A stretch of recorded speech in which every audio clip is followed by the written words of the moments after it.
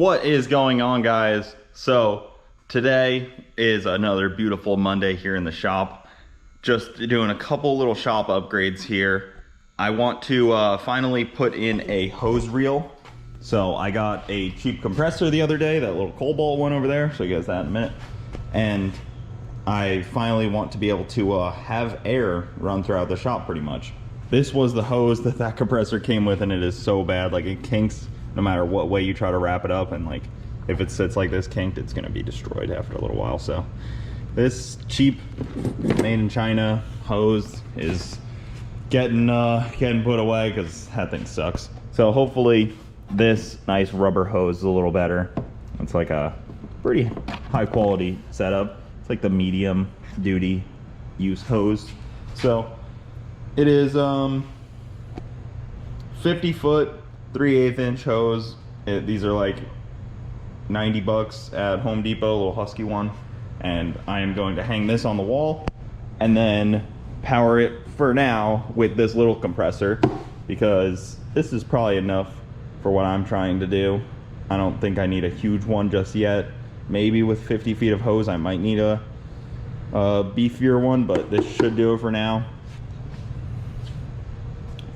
My plan is to mount this hose reel up on the wall right here, like kind of in the corner, so if I need to fill up any, like my truck or the trailer or anything like that, I can just go right out the door with it, and then I can drill a hole in the wall and put the air compressor on a shelf on this side, like hang it up high out of the way, plug it in over here so it's like quiet, so it's quieter when I'm using it in the shop, and then it just tucks that out of the way right above the welding table. It'll be perfect, so I can, you know, if I'm doing anything down here with like some air tools or anything like that, I can easily, you know, work here with it there, and then it should be able to reach the whole shop bay over here. So that's the goal. I'm gonna mount this thing up, see how it does, see how I like this, and then mount up the air compressor, make a little shelf for it. I got a couple brackets that should hold it, hopefully. Hard to say exactly how strong the shelf is gonna need to be handle the vibrations, but I'm sure we can figure something out pretty easily. So put this thing together. This thing works pretty well already, and it's small enough to where I could just take it down easily and go do something else with it if I need to. But for the most part, I don't bring that to the track with me. I have my little Milwaukee tire pump. This will be just staying here at the shop. So get to work on that. I'm gonna put up a little shelf and I'll drill a hole in the wall, and it's gonna take me a little bit to make this nice, but it'll be worth it. All right, so first project of the day is done. Look at that. It is on the wall.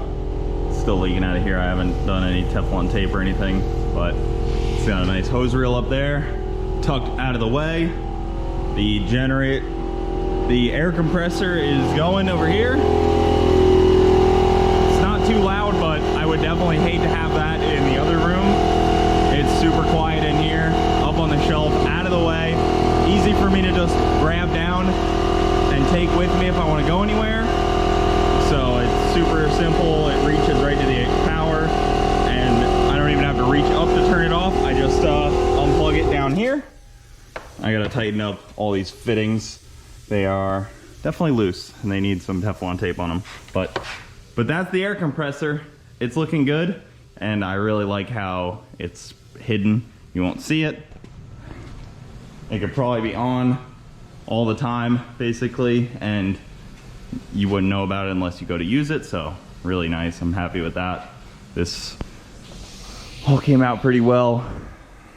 Now finally just easily put air in these tires without using my little tiny Milwaukee tire pump to do it. So this will be a great addition to the shop. And then I can use air tools now, because there's a couple of air tools that I want. I want to get like a little air saw and a couple other little air deals. I have the air Dremel set up, the porting tool, so I can use that now. And there's just a few little miscellaneous stuff, so that's cool.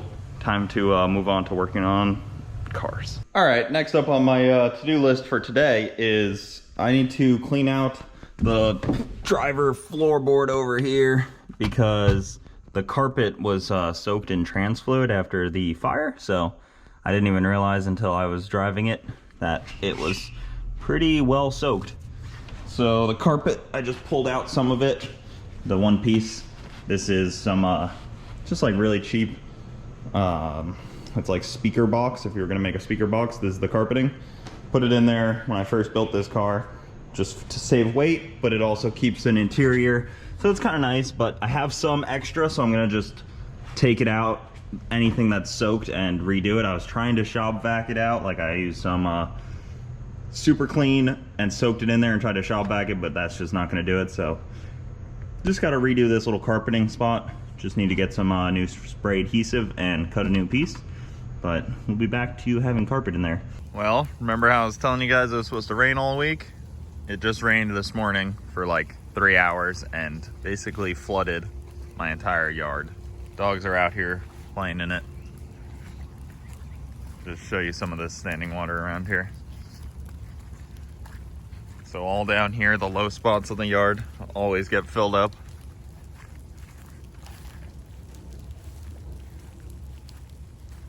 Right here in front of the shop is many inches of standing water. This is a hole that the dogs have dug. Real scumbags.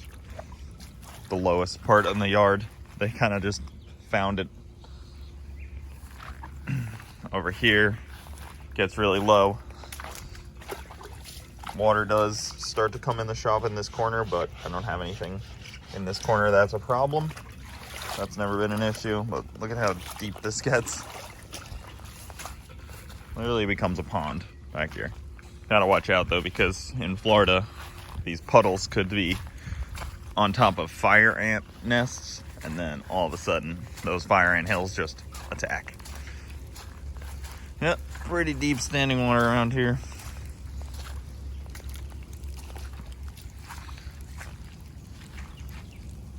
Jess is standing in it. That's always nice. Henry dealt with some flooding in his house this morning. As you can see, his corner is like slopes down my neighbor's house pretty bad. So it right on like this edge where before it slopes back up to his house, gets super wet.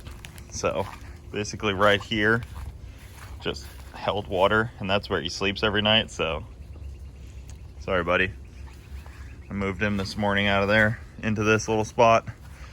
Gonna need to kind of move his house so that he doesn't sleep in this corner during rainy season, because it's gonna do that like 5 out of 6 days of the week once it comes really like rainy season down here, and it rains every day. So his house out in the middle now.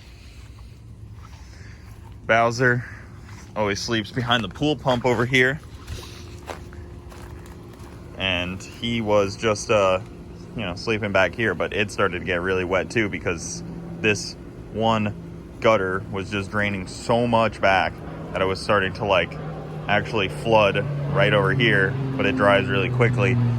And then I had to kind of clear out a little area. Like I had to clear it out a little bit so it started to go that way. That was what I was trying to do, at least. He's not happy looking. Why are you so mad, dude? The main drain for our whole house is like, for our whole yard is like in that back corner way over there.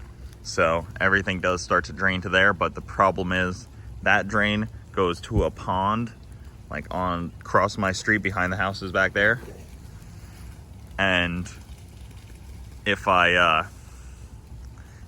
it starts to fill up, it just backfills through this drain. So if the pond gets too high from too much rain, it just backfills, and then the drain just, the water comes out of the drain and then fills up the whole corner of the yard, my neighbor's yard. It's not that good. Oh man. Live it up. They're gonna be so wet.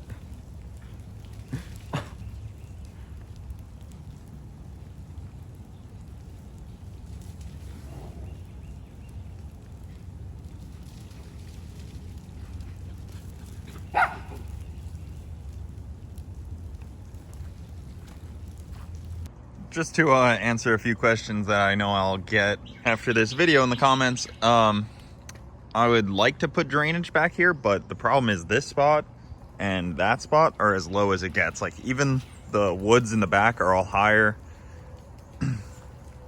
Like this is just as low as it gets without trying to drain, you know, hundreds of feet away into not my property anymore. And it would have to go under in the woods. It'd be a drainage nightmare unless I use a pump, but that would still be huge pain. So just kind of hope that the water recedes fast enough. It usually does. Like even already, it's already coming back through here. There's nothing in this corner of the shop. It drains quick enough, but unfortunately it does sit under the foundation of the shop, and you can kind of see how it's already gotten damaged over the years. The shop is a whole nother story. We'll get into that in a whole video itself. And then you can see the pitch of my whole yard. Like this is as low as it goes. It goes up, lower there, low back there. The house is up really high. So just kind of the natural pitch of everything is right here, unfortunately. And without redoing the whole shop, this is as low as it's gonna be. So I just pulled all of this out of the interior of the car. Gotta just put some new stuff back in. But there is one thing I wanted to address before that goes back in. Something I knew about, but really, like, I just tried to keep it like out of mind. Unfortunately, I hate to like say this, but I'm just trying to be fully honest. I knew this was here. I put this here when I had the first LS combo in this with the cheap eBay, with the cheap like Facebook Marketplace Power Glide that I got. This is, yeah, I'm not particularly proud of this. This definitely could have really injured me, and it's good that now I'm finally addressing it. Obviously, it would have been better to address it months ago, but it was out of sight, out of mind, and live and I learn. But this is where the transmission fluid came in, and I knew this is where it came in right away when I saw it, but I was just trying to not think about it. I was gonna possibly not show it, but figured I would just show it, own my mistakes, and fix them, move past them. Don't let the same mistake happen twice. That's the goal. So this right there is 2 holes that I made when I had the first transmission in. I made those holes at the track because the trans was having issues and we thought it might needed the band tightened up. So if you've ever seen a Power Glide, the band adjustment is like right there on the side. So I made those 2 holes so I could reach in and adjust the band. Unfortunately, that's a great idea if you have some way to cover it. I never covered them. I should have. I know I should have, and I just never got to it. So I'm gonna cover them up now and not worry about that anymore. So I bent up this little panel right here. That's gonna go right there like that and block the 2 holes. And I'm not gonna weld it in. I'm gonna use seam sealer, kind of like what's right here next to it, because this metal is just so thin that if I try to get like a clean weld around all of it, it will just blow holes in it. At some point, I mean, I'm sure I probably could make it work, but to make sure it's like sealed, I'm just gonna use some seam sealer, and that stuff's so strong anyways, it's not gonna be a problem. It's definitely trusted. I mean, GM has it everywhere on these cars, so I'm not too worried about it.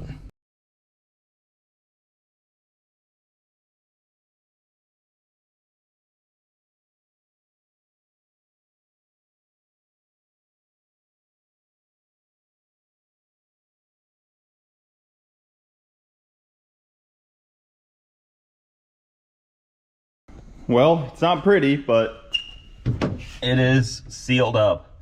Once that seam sealer seal dries, it's going to be super rock solid, and it would take a lot to have something either come through there or a fire come through there. It will definitely contain a lot, and it's way easier to make sure that that is sealed versus if I had welded it in. Some of you will probably say I probably should have welded it first, like at least tacked it a couple times and then seam sealed it. That probably would have been the best way, but I really don't see that as being an issue. have this car ready to race Friday. That's the goal. Couple days and I get to go back to testing, thankfully, because I've been jonesing to test a little bit and drive the car. Figured while I let that panel dry, I would get everything prepped here. I decided to use this like carbon fiber type of heat shielding. It's like fiberglass weave, and I'm gonna put that over the hole as well and on the transmission tunnel to try to keep some heat in, and as just another barricade, a layer, if you will, against any potential fluid that might come in again. But hopefully we won't ever have to deal with fluid coming in again. And then I got the carpet ready, so I'm just gonna lay down this piece of carpet. It's super light, it literally doesn't weigh anything. And then just some Loctite spray adhesive on the backside and on the ground, and then just roll it down and it sticks pretty well. This stuff's got like a peelable double-sided tape on it type of thing. This will be really cool, nice to have in there. It does get really hot on that trans tunnel, so this will help. And then this guy will make it look OEM again. So that's next step here once that panel dries. Probably take a while. All right, that pad is in there now, and just need to lay the carpet down. But that's kind of nice because I do get a hole right there. I've gotten a hole in the last 2 carpets I've had here, like right where my foot goes on the throttle and the brake. Like there's like a little like heel mark. So maybe this will help it from getting too bad down there. Nice and simple, help keep some heat in the trans tunnel area, and then also just another layer of protection against any issues. Oh yes, that just looks so much better. I love the look of like the fresh carpeting on here. And this stuff is so cheap, it's like 30 bucks for a roll that does 90% of the car. So just have to glue it down now, spray the Loctite adhesive on the metal, and then roll it back out, and we are good to go. That looks so awesome. For some reason, I very much pick and choose what I want to look good on this car and what I don't care looks good.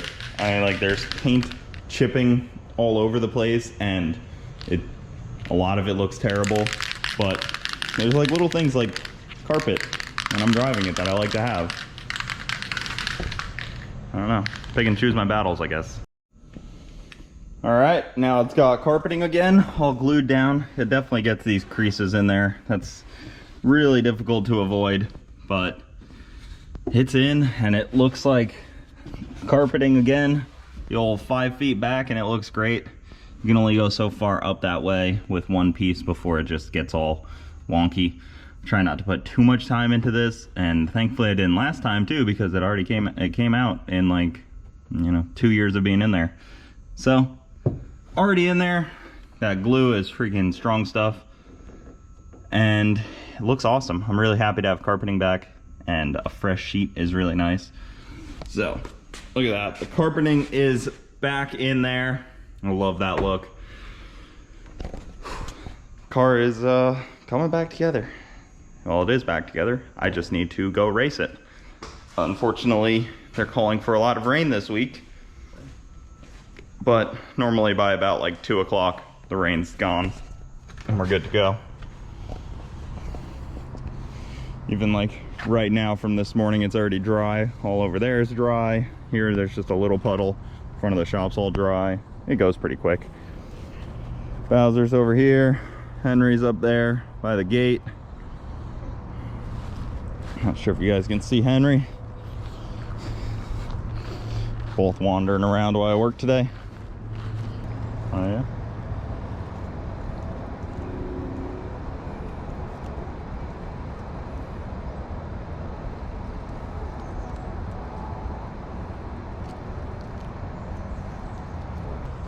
The tomatoes are growing in great. Unfortunately, they keep getting eaten by bugs, but I just give the ones that are not fully ready yet, I'll just give them to Bowser and Henry usually. I'm sure this whole garden will go to them. Might as well. Saves me some money there. Got some big cucumbers. Look at that. Very serious. And then this is asparagus, as you can definitely tell.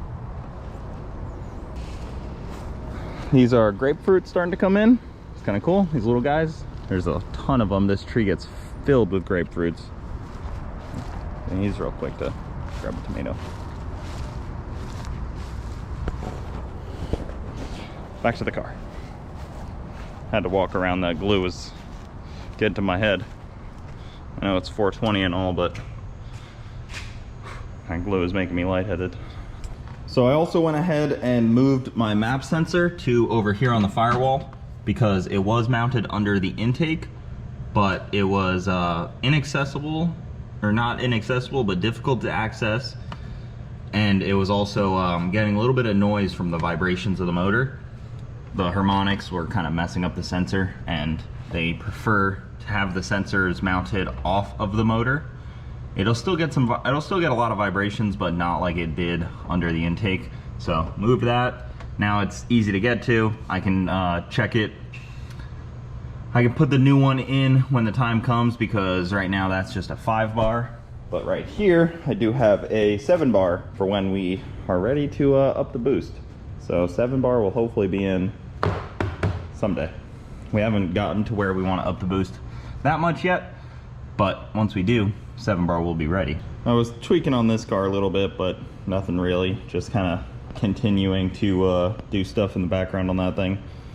It'll be there eventually. Got some cool stuff in the works for it. So eventually that car will be back on the ground, running, driving. First time I've ever had it running, hopefully soon. But that's it. This video had a bunch of random stuff in it. Just kind of a normal general maintenance day. Working on the Camaro, trying to get it ready for Friday racing, and that's the plan. So hopefully next video you guys see will be at the drag strip. But that'll do it, guys. Thanks for watching. Keep it saucy. I'll see you next time.